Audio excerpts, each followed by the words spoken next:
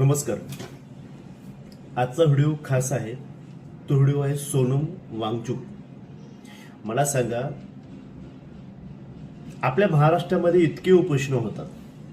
कोण जातीसाठी उपोषण करतो, कोण आपल्या मागण्यासाठी करतो.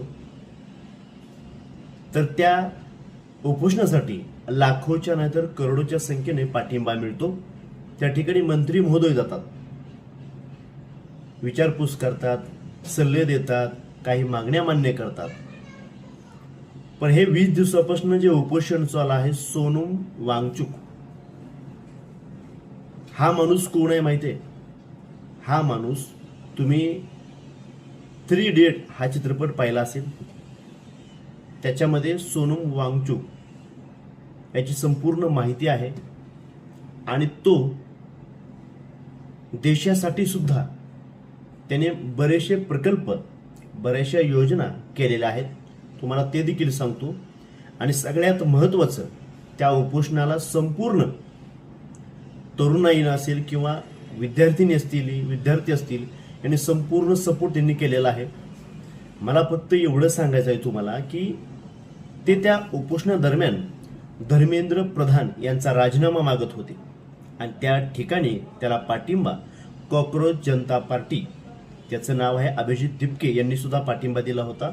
संपूर्ण तरुणाई त्या ठिकाणी एकवटली होती आणि जवळजवळ हे उपोषण 20 दिवस चाललं होतं. तर त्या ठिकाणी दिल्ली पोलीस आले. हातामध्ये चादरी होत्या किंवा पांढरे कपडे होते. त्यांनी त्या सोनम वांगचुकला कव्हर केलं, तिथून त्यांना उचललं आणि हॉस्पिटलाइज केलं, म्हणजे हॉस्पिटलला त्यांना नेण्यात आलं. त्या ठिकाणी संपूर्ण प्रकारच्या मीडिया गेल्या.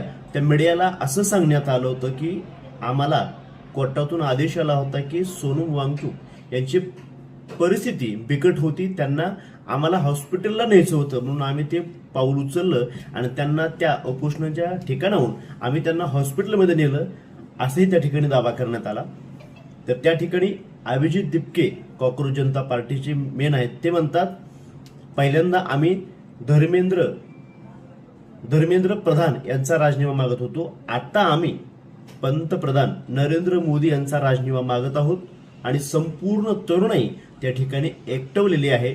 तुम्हाला मी व्हिडिओ शेअर करतो, व्हिडिओ सुद्धा पहा की त्या पोलिसांनी त्यांना कशा प्रकारे, सोनम वांगचुक सरांना कशा पद्धतीने उचललं आहे आणि कशा पद्धतीने नेलेलं आहे.